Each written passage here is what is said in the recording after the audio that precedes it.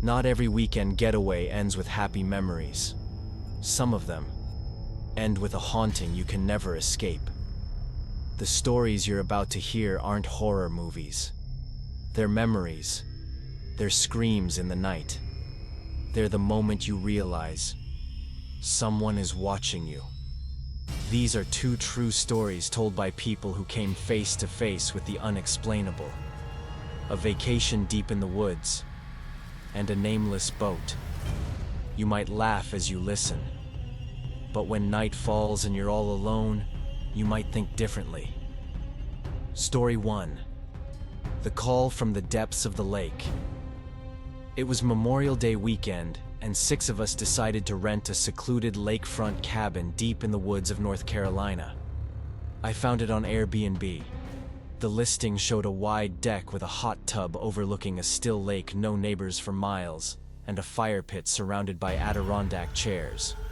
For a bunch of 20-somethings looking to escape and get wasted for the weekend, it was perfect. We packed ourselves into Adam's truck and made the 3-hour drive. The road ended at a gravel path that snaked through a gap in the woods before opening up to the house. It was more isolated than I expected, not even a cell signal. No social media, no distractions. Just us. The moment we unpacked the music came on, beers cracked open, and the party began. We played beer pong, grilled steaks, blasted music. There was no one around to complain, or so we thought. As dusk settled and we gathered around the fire pit, a woman's voice suddenly pierced the woods. "Turn that damn music down." We all jumped. A woman, maybe in her late 40s, stepped out from the tree line. She had short graying hair, dirty jeans, and eyes that didn't seem to blink. "You city kids always come here, trash the lake, leave your garbage, and make noise like you own the place," she barked. I apologized, trying to defuse it. One of the girls asked if she lived nearby. She ignored the question. I can't even hear myself think. Then, without another word, she turned and walked backwards into the forest. Just before vanishing into the dark, she turned and looked back, eyes locked on us with this crooked, unsettling grin. We all laughed it off once she was gone, though it left an uneasy taste. But drinks flowed, music resumed, and the weirdness started to fade.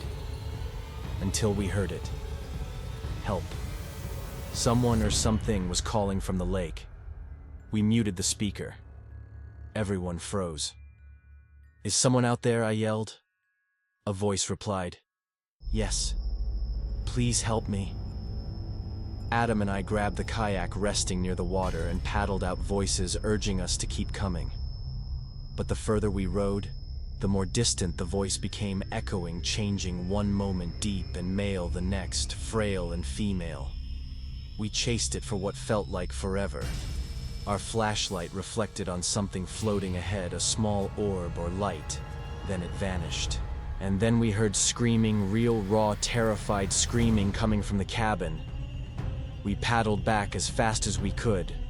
When we reached shore, the fire pit was empty. The chairs were knocked over.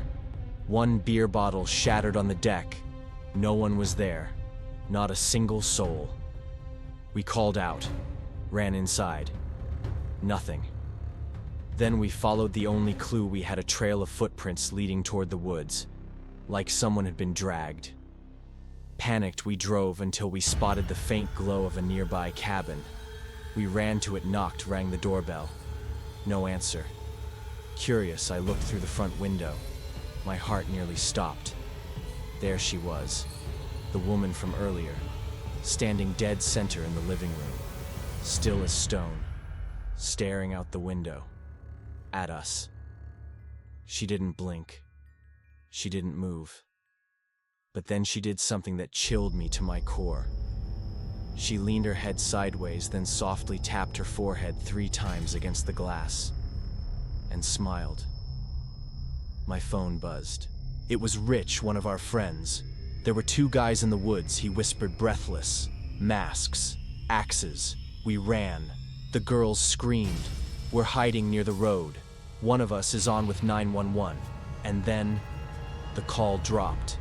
Minutes later, we saw flashing red and blue down the road. Police. We found our friends coming out of the brush, disheveled but alive. Back at the cabin, nothing had been stolen. No signs of break-in, no tracks, nothing. But here's what haunts me. The Airbnb doorbell camera records motion. I checked the footage later.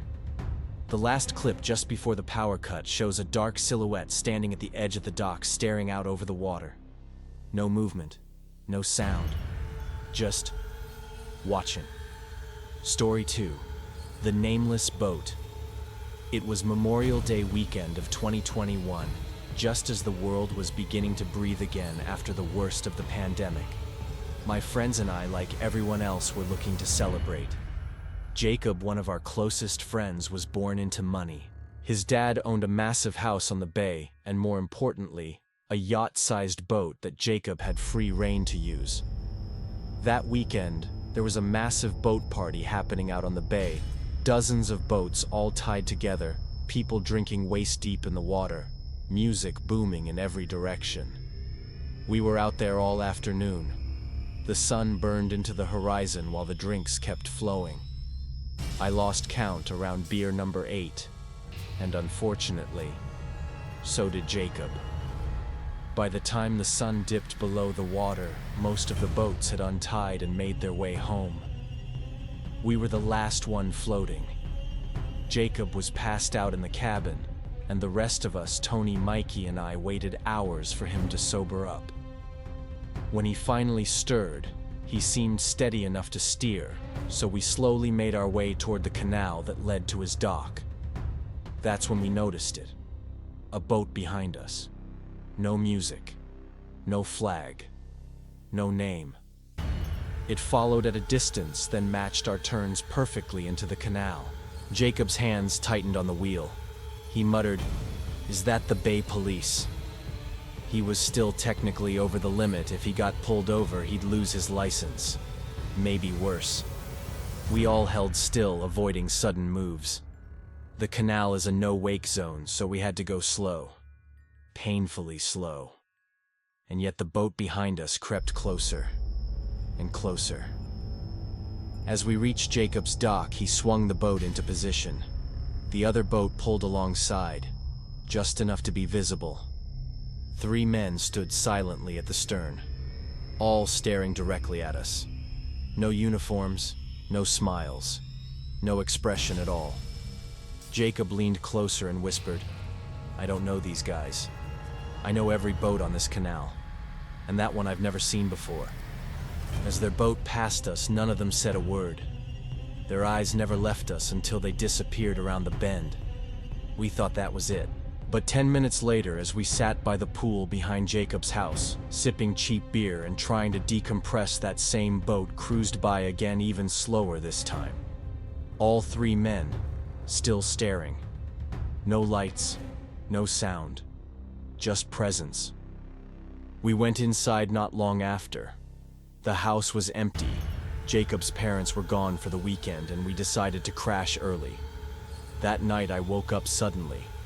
My mouth was dry, my head pounding. I stumbled toward the kitchen in the dark, hoping for water. That's when I noticed something off. The back door was open, just barely ajar, and on the kitchen floor, faint, wet footprints. Then I saw him. A man dressed in all black, wearing a ski mask, standing motionless near the fridge. A gun in his hand, aimed directly at me. "Don't make a sound," he said calmly. My heart nearly stopped. I nodded. He stepped forward and whispered, "Where's the owner of the house? I don't know." I lied. He raised the gun slightly. "Where's his room?" I pointed upstairs. He motioned me ahead and I walked slowly. Halfway up the stairs, I heard another pair of footsteps behind me. There wasn't one of them. There were 2. They forced me to wake Jacob. His eyes opened in confusion until he saw the gun. Then everything shifted. One of the men shoved the barrel against Jacob's chest and demanded the code to the safe. Jacob said nothing. So they made him call his father. That call, I'll never forget. Jacob trembling, trying to sound calm while telling his dad he needed the combination. His dad went silent and then gave it. The safe was in his parents' bedroom closet. They took everything: cash, jewelry, legal documents, and then vanished out the back. No engine, no alarms, no trace. We called the cops, filed the report, reviewed the camera feeds. Nothing. No one could identify the boat. No license, no markings, no face ever captured clearly. But I remember something. That boat. It had no name, no ID. Just a black hull and 3 men watching from the shadows. Weeks later, I was scrolling satellite images of the bay just out of morbid curiosity, and I found it. Docked at a remote stretch of coastline. Still. Waiting. There are moments you can't talk about without getting chills. There are nights that jolt you awake just so you can look around and tell yourself, I'm still safe. Aren't I? If you've ever had a strange experience, a sound in the middle of the night you couldn't explain, or a stranger who gave you that sinking feeling in your gut, tell me your story. Who knows, it might be the next one told right here.